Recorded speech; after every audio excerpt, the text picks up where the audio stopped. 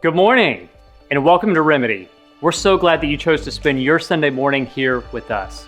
If you're new here, we're especially honored that you would choose to be here with us, to gather with us, and participate in worship today with us. In fact, if you're new, we want to get to know you. So you can text "new to Remedy" to the number that's at the bottom of your screen, and someone from our team will connect with you during the week so you can learn more about us and we can learn more about you as well. Now, this is Memorial Day weekend. It's a big weekend, and we want to start off by just honoring those who gave their lives for our freedom here in the United States of America. If you've been around Remedy very long, you also know that we're all about this guy named Jesus, and Jesus gave his life for the entire world so that we could also have freedom in him. This is why we sing, this is why we worship, this is why we share his word today. So that's what we're going to do. It's going to be an amazing day. Hey, thanks again, and let's stand up and worship.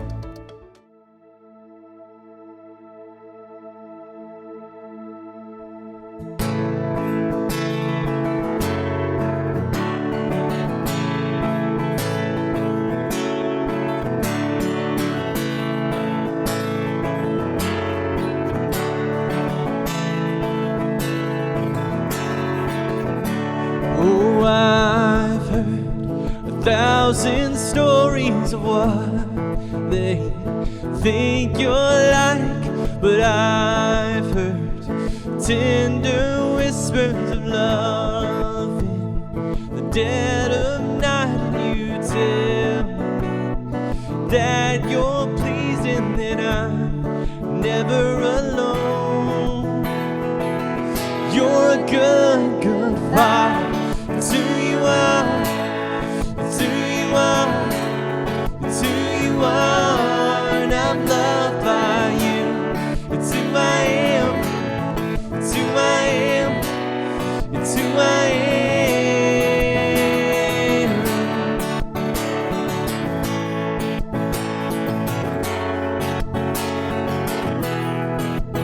Oh, now I've seen many searching for answers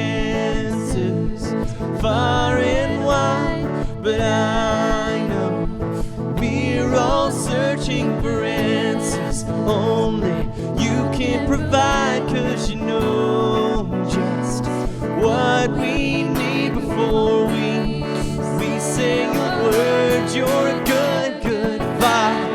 It's who you are, it's who you are, it's who you are, and I'm loved by you. It's who I am, it's who I am, it's who I am. You are perfect in all of your ways, perfect in all of your ways. You are perfect in all of your ways to us. You're a good, good father. It's who you are, it's who you are, it's who you are, and I'm loved by you. It's who I am, it's who I am, it's who I am. You're a good, good father. It's who you are, it's who you are, it's who you are, and I'm loved by you.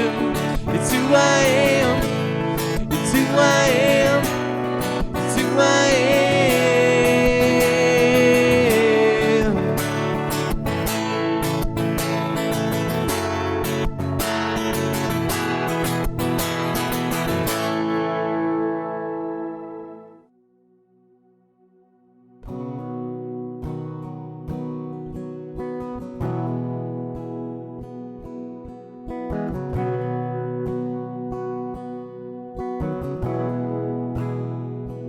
How great the chasm that lay between us, how high the mountain I could not climb.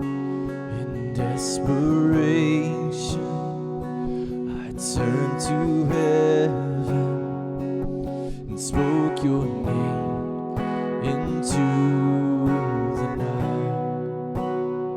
And through the darkness, your loving kindness tore through the shadows of my soul. The work is finished, the end is written. Jesus Christ, my living hope.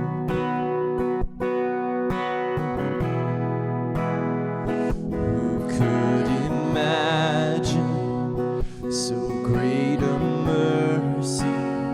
What heart could fathom such boundless grace? The God of ages stepped down from glory to wear my sin and bear my shame. The cross has spoken, I am forgiven. The King of Kings calls me his own. Beautiful Savior, I'm yours forever. Jesus Christ, my living hope. Hallelujah, praise the one who set me free. Hallelujah, death has lost its grip on me. You have broken every chain. There's salvation in your name, Jesus Christ, my living hope.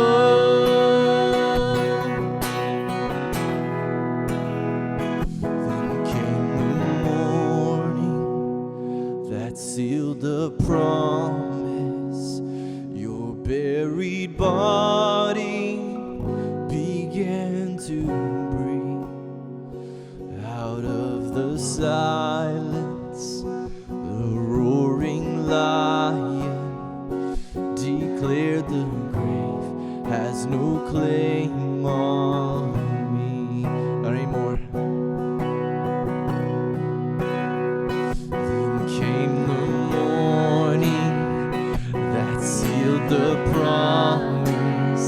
Your buried body began to breathe.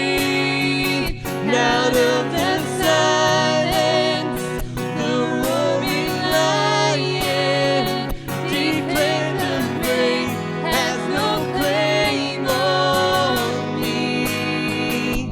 'Cause Jesus, yours is the victory. Yeah, hallelujah, praise the one who set me free. Hallelujah, death has lost its grip on me. You have broken every chain. There's salvation in your name, Jesus Christ, my living hope.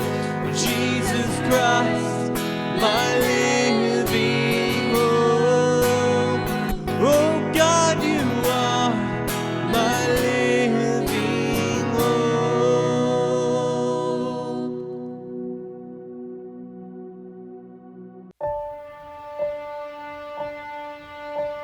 I have a lot of questions when I read the Bible. I have so many questions I have a when lot I read of the questions when I read the Bible. Bible. I have a really hard time opening up to people and letting them see the real me.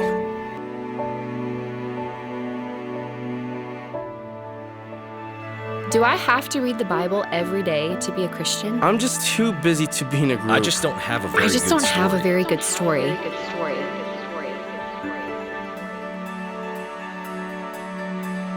When my religion turned into a relationship, my whole life changed.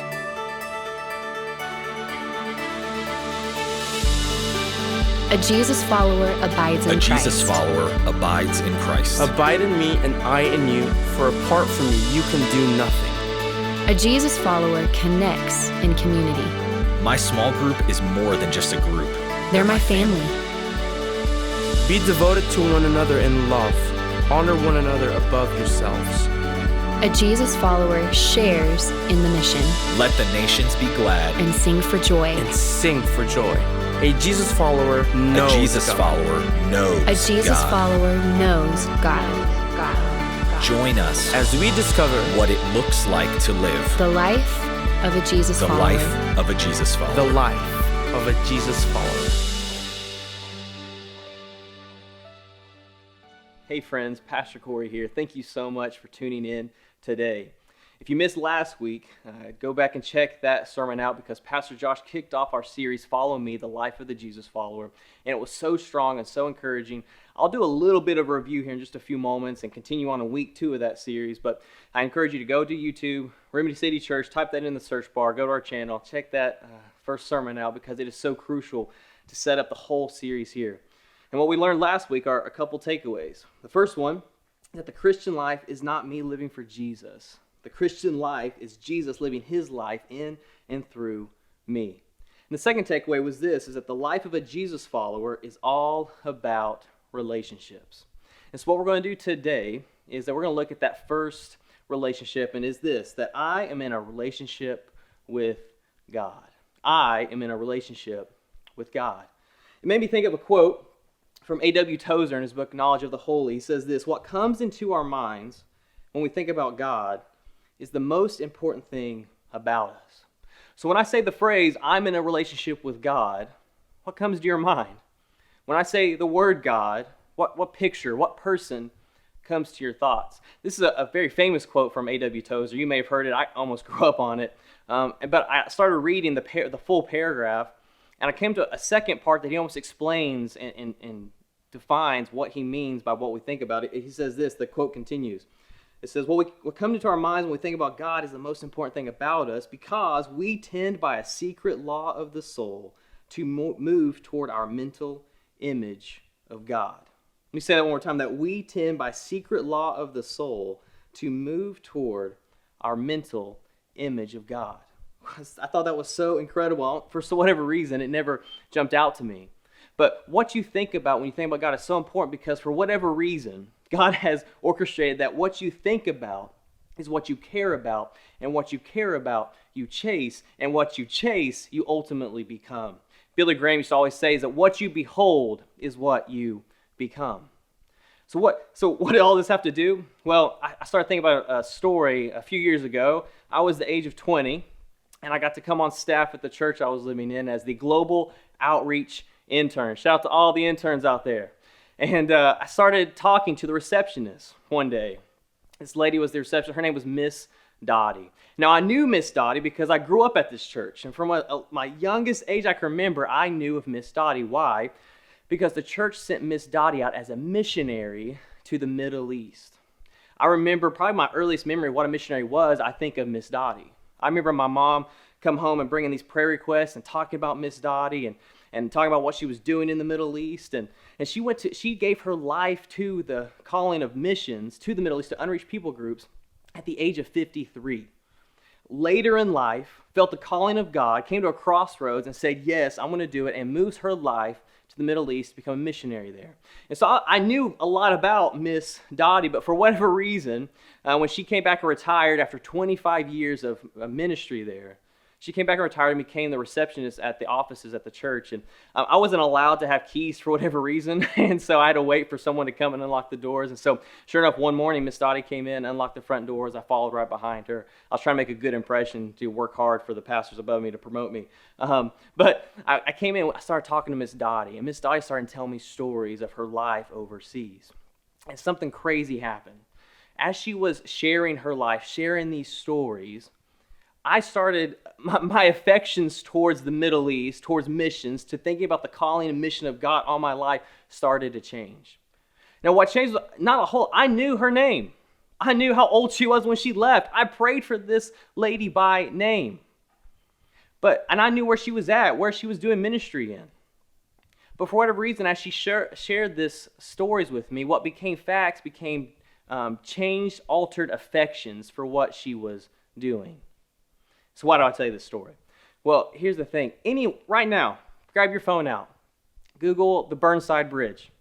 You can look up a bunch of facts about it. You can learn when it was built, how long it took, people's names on it. But if you were able to meet a construction worker that gave his life to build that, you become to care so much more about it, because what was once just facts became a person. And what became a person started changing your affections. Why do I tell you this? And how does this have to deal with Jesus? Well, if you want to know who God is, you have to look at the person of Jesus. That Jesus even said, he says, if you want to know who the Father is, I and the Father are one. If you want to know who God is, look at me. Many times throughout the Gospels, he said that. So if you want to know who God is, and you want to get a better, clear picture of who God is, because if that's what's most important about us, and that's what your soul is going to move you to, and that's what you're going to become, and if you're in a relationship with God, maybe we should look at who Jesus is and who he was and how he interacted with people and how he talked to his disciples, how he talked to people he came in contact with. So what I want to do today, Mark chapter 3, so we're going to jump into. There's just 2 little verses here I want to talk about. We're going to read through those. I'll pull a couple points out of that, share some practical takeaways. I'll do an illustration, obviously, and then we'll sing another song and be done for the day. Does that sound good? I'm going to pretend that I'm hearing you here, all right? Give me a thumbs up in the chat if you're ready, all right? Mark chapter 3, verses 13 and 14 says this. Jesus went up the mountain. All right, we'll stop there. You need some context, all right? So Jesus, up until this point, he healed a couple people. He healed some diseased people, some sick people. He also cast out demons. You know, just a normal Thursday in the life of Jesus. And the crowd started gathering, all right? People wanted to know who this person was. People want to know what was so great about Jesus. This guy's starting to heal people, so a great crowd started to gather. And so he looks at his disciples. He says, hey, guys, get a boat. We're going to have to split. Let's get to this mountain. So we jump in here. So Jesus went up the mountain and summoned those he wanted. And they came to him. Verse 14, he appointed 12, whom he also named apostles, to be with him, to send them out to preach.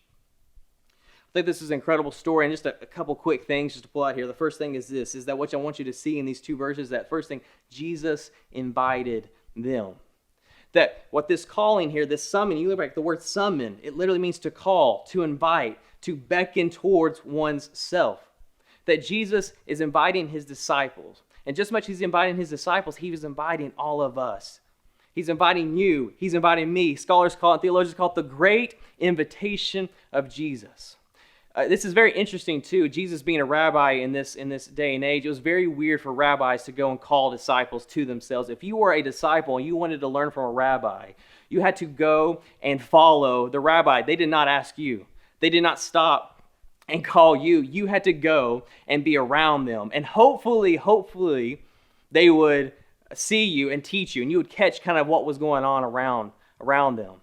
But Jesus comes and he does something completely different. He comes and he calls his disciples. He invites them into relationship. Now, this invitation is not an invitation of a list of rules or religion or performance or just information transfer. What's he inviting them to? He's inviting them into a relationship.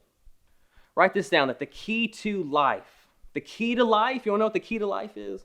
It is to know God and be known by God. The second thing is this, is that Jesus invited them. Why did he invite them? Because he loved them. Look at verse 13 again. It says, Jesus went up on the mountain and summoned those he wanted. That maybe what you need to hear this morning is that Jesus desires a relationship with you more than you desire a relationship with him.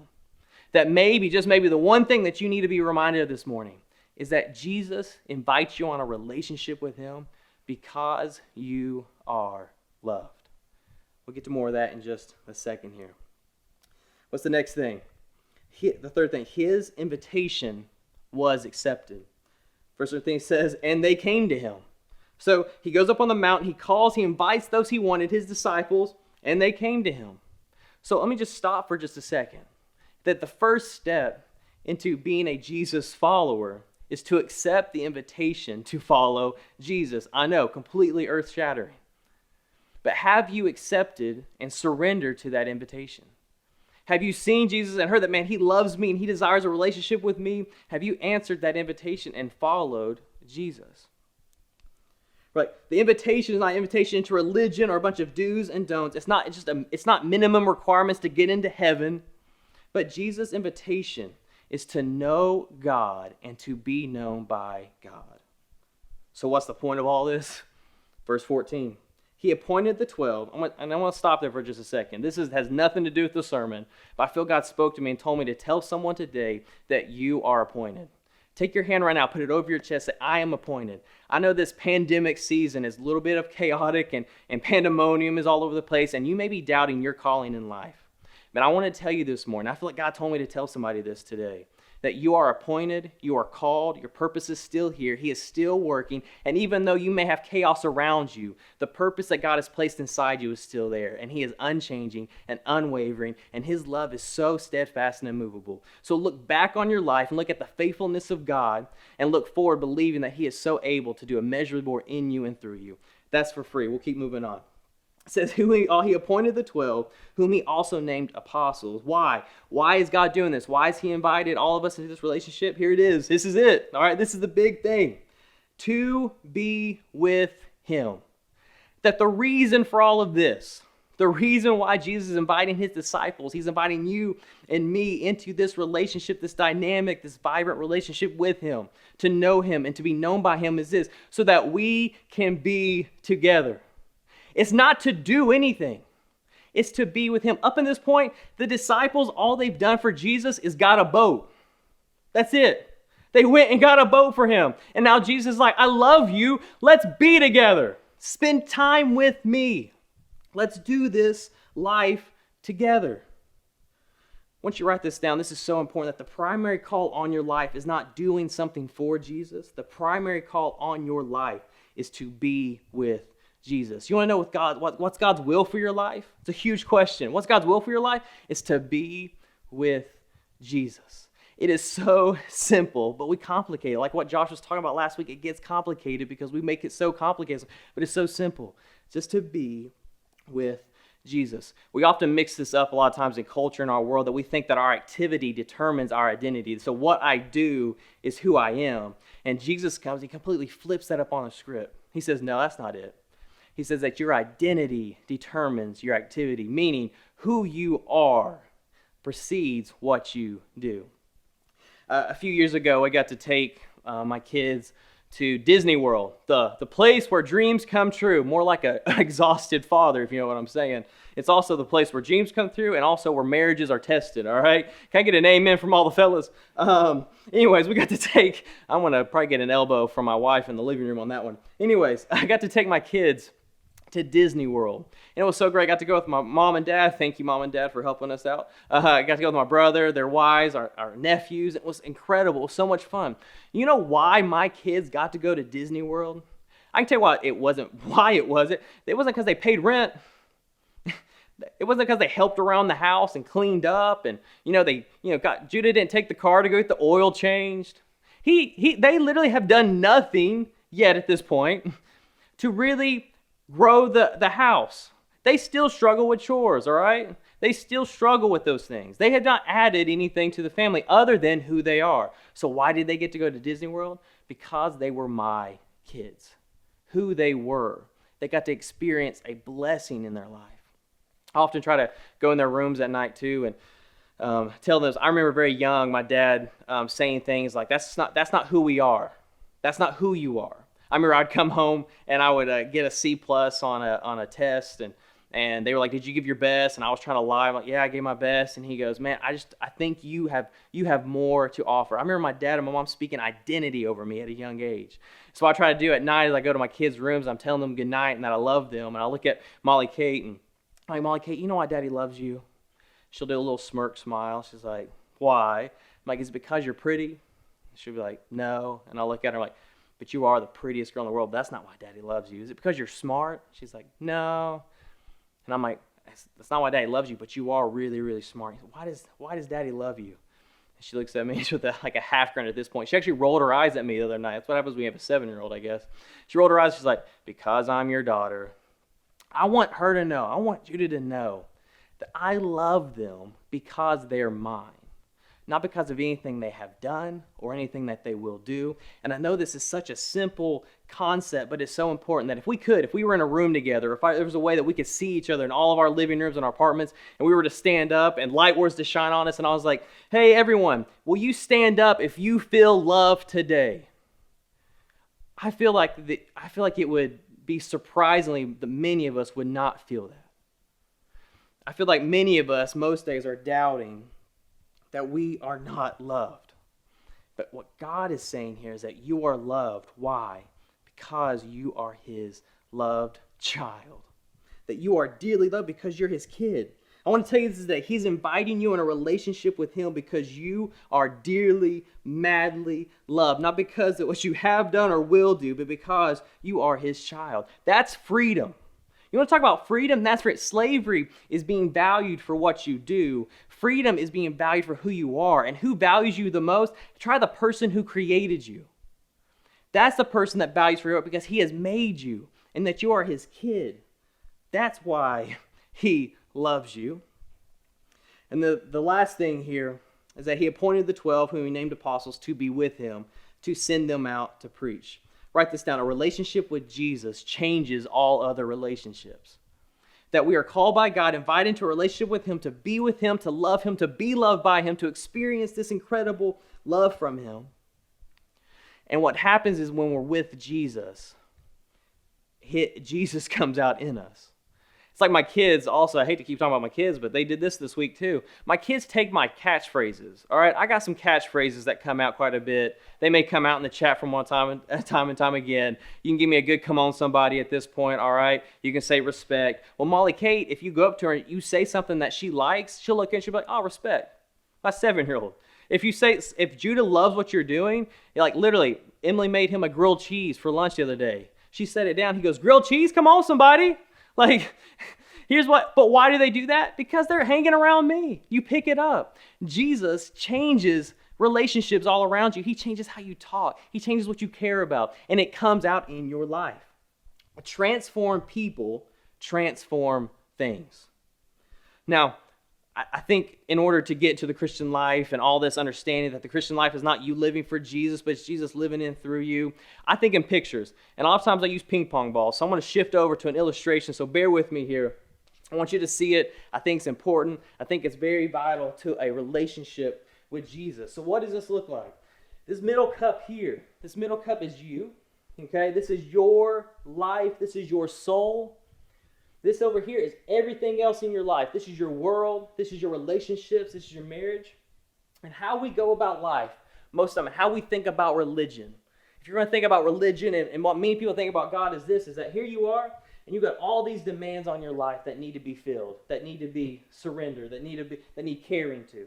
And so we go to God, and God, we ask like, hey God, give us a little bit. Let me read my Bible. Let me try to have something to give. And so then we take what we can get from God, and we like, okay, I'm going to go love my wife, my kids. I'm going to go get in a job and try to be good there. But we're trying to give our love. We're trying to give our patience. We're trying to give our compassion. And then we're dry. But here's the thing that happens. All right. Here's the thing about life. You don't know this yet. People get they get empty and they want more. They're demanding more from you. But also what happened? You're dry as well because you've given all of your love. You've given all of your patience. You've given all of your compassion. And so we try it a little bit more, but same thing. We give what we got. We're trying to do our best, but guess what? People are coming back. People are coming back. They need more. Your job wants more of you. Your kids, there's different challenges. Finances need more. How is it? And then they look at Jesus like, man, God's not working for me because I'm still empty. And here's what I want to change. I think the equation and how we look at this needs to change. That we take this is your life. I got a bunch of ping pong balls in here. And these represent your job. This is your job. This is your marriage. These are your kids. This is your relationship. This is what you're trying to do in life. These are plans for your life. And they're in here. And what Jesus wants to do, when we talk about that, it's Jesus living in and through you. And God comes in and you start spending time with God. And you get filled up. And you're hearing his voice. You know what he sounds like. You know what he does. You start noticing people differently at your workplace. You're starting to have a hunger for the word of God. You're spending time with him daily. You're praying to God. And out of nowhere, what you start seeing is that there is stuff in your life that's overflowing into all relationships around you. That what people start noticing about you is something different. That you are completely filled up and you start seeing your marriage change. You start seeing friendships change. You start seeing that this drive of your career that you put so much hope in, it's not your hope anymore, because you have a hope and a life in God that is so much better and so much greater. And then people start noticing, they're like, your life, there's chaos around you. There's so much uncertainty around, but there is a confidence, there is a hope, there is a joy that is so powerful. And God is just keep pouring. Jesus is still pouring into your life, and it's overflowing, and it is so good that there is a joy in your soul. You're going through a pandemic, and you just have so much joy and faith that God is still good, and what you've done is completely overflown, and what has just happened, the world around you has transformed. Your marriage is different. Your friendships are different. Your passions and your wants are different. But what is the kicker? You are still filled up. Why? Because it is not your life that's being lived. It is the love of Jesus coming out through you. It's that you're married. You haven't done anything different, but it's the Jesus life coming out. That is the kicker. That is the shift. It's not your love that's going to change your marriage. It's not your patience that's going to get you a better seat at the table at work. It's not your thoughts and your passions that's going to change something in your career or what you're going to do over the summer or next fall. But it's the life of Jesus in you, talking to him as a person, that God becomes real. And then little by little, just as like when I was talking to Miss Dottie and the missions of God just started changing, my affections toward that changed. Jesus is changing your affections, and it's coming through you to the life around you. I want to end with another quote here. We quote C.S. Lewis quite a bit. And so we got A.W. Tozer at the first. What you think about God is the most important thing about you. But then C.S. Lewis comes on and he says this. Listen to this. He says, I read in a periodical the other day that the fundamental thing is how we think of God. By God himself, it is not. How God thinks of us is only more important, but infinitely more important. Indeed, how we think of him is no importance, except insofar as it is related to how he thinks of us. So get this, all right, A.W. Tozer's like, man, what comes to your mind when you think about God? That's most important. And then here's C.S. Lewis saying, no, actually, it's how God thinks of you. We got a little argument here, if you will. It's like, what is it? I think it's both. I think what many of us this morning need to realize is that maybe your view of God is a little different than who the God of the Bible. You may view, and what a lot of times, sadly, is we view God as sometimes as our earthly father. Now, this is not my story. My story, I have a great dad. Shout out to Big Al, all right? I have a great father who empowered me, who loved me, who challenged me. I mean, he didn't let me just run wild, but he used to say phrases like, you'll thank me for this one day. And he used to give me warnings, but he loved me, and he told me he loved me. And so when I think of God, I have a good picture. But let me tell you this, you may look at God as an absent father. You may look at God as a disgruntled coach that just demands more. Maybe you look at God as something that you got to keep him around, because if you mess up, he's going to leave. And I'm not trying to diminish pain, but what I want you to know is God's not a better version of your dad. He is the perfect father. So maybe here this morning, you need to be reminded that what you think about God may be not what the God of the Bible is. You need to look at Jesus' life. But maybe the rest of us need to be reminded that what God thinks about you is also important. That how God sees you as a loved child changes your identity and changes who you are. That you're not trying to live for a blessing, you live from a blessing. You're not trying to live for love, but you're living from being loved. And that changes and transforms your life. This is not a religion. This is a relationship with the God who created you, who loved you, who wants to be with you more than you want to be with him. And so can I encourage you this morning? Can I challenge you this morning that God is a good God? He is a great and perfect Father who loves you, that is inviting you on a relationship with him that is going to change your world. A couple takeaways, like that sounds great, but what now? Maybe this morning you need to think about, what do you think about when you think about God? What are some things that come to mind?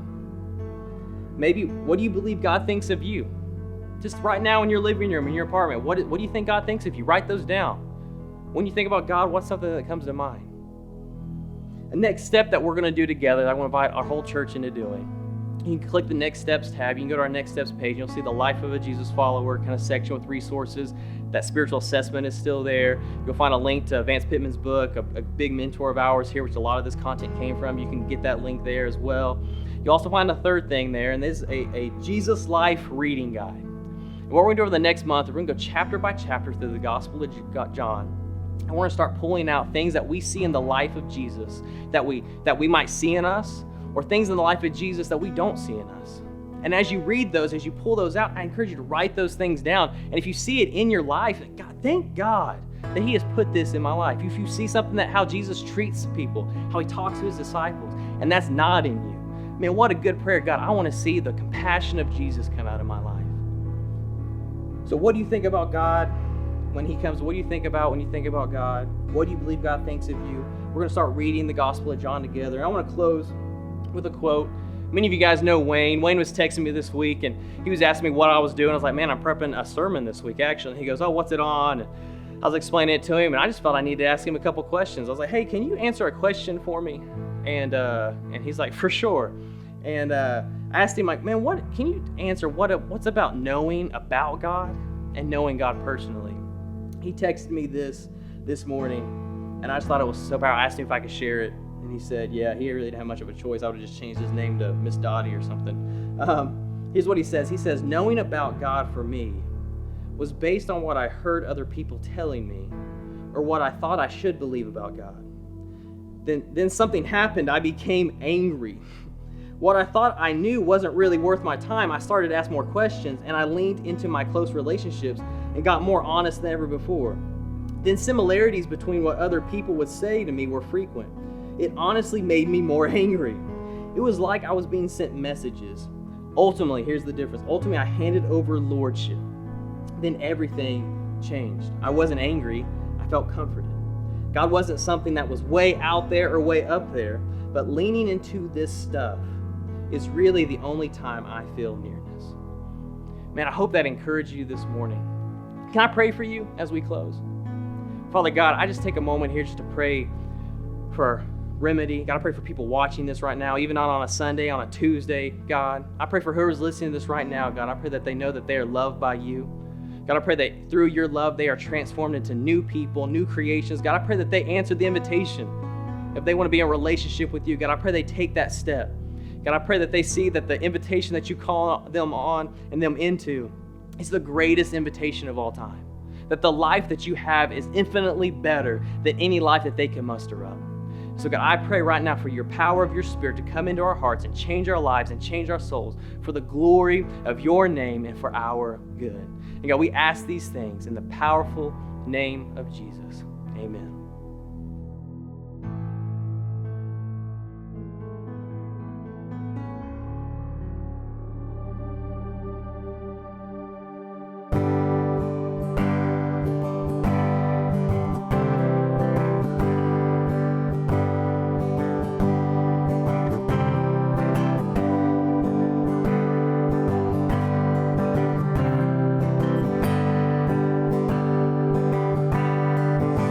Searched the world, but it couldn't fill me. Man's empty praise, treasures of faith are never enough.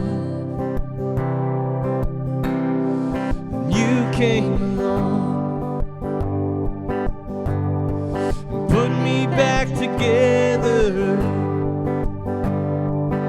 Every desire is now satisfied here in your love. Yeah.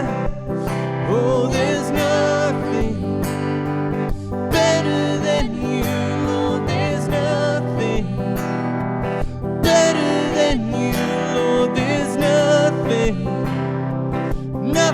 is better than you.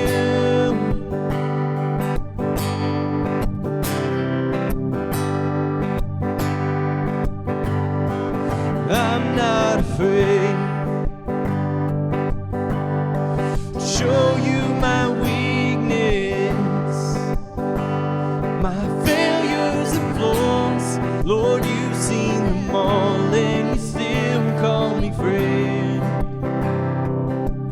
'Cause the God of the mountain is the God of the valley. Place your mercy and grace won't find me again.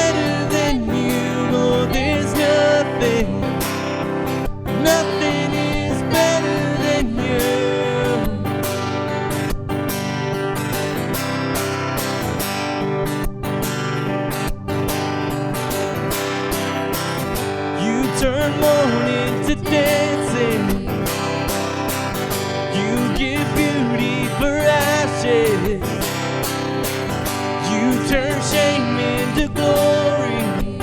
You're the only one who can. You turn mourning to dancing. You give beauty for ashes.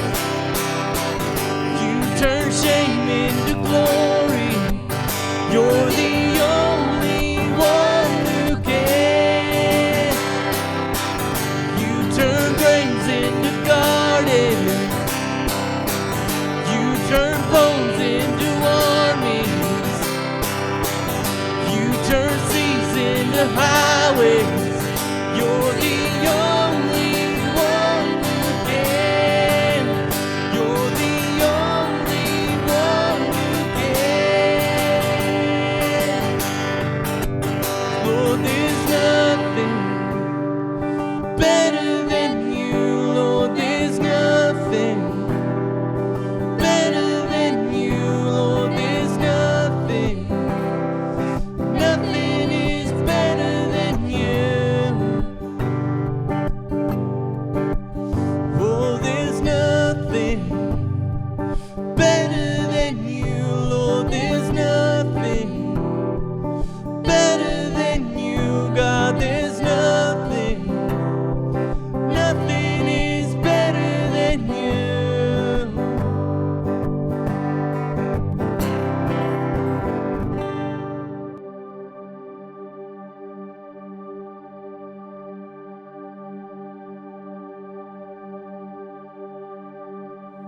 Over 3 years ago, Remedy City Church launched our first public gathering. And since that time, we have some high highs and a few lows, but in all of that, God has been faithful to do what He's called us here to do, and that's see Remedy City Church planted and established in the city of Portland, Oregon. We have seen miracles happen in this church. And in church, let me tell you, it's because of you and your generosity. God has used you through you to see many things happen in our city, and I want to say thank you for that. You are a generous people. In fact, right now, because of your generosity, we've been able to feed many needy families in our city. We've been able to meet urgent needs in our city. And I want to say thank you for who you are and being a generous people. When we gather back together, when we have the green light to do so, we're going to be gathering in literally a miracle of a building that God gave us over 8 to 9 months ago. And because of your generosity, even during this time, we've been able to see significant progress over the last 10 weeks as we see this thing come completed. I wanted to show you some pictures this morning to encourage you, church, and I hope that you really, really enjoy it. Check this out.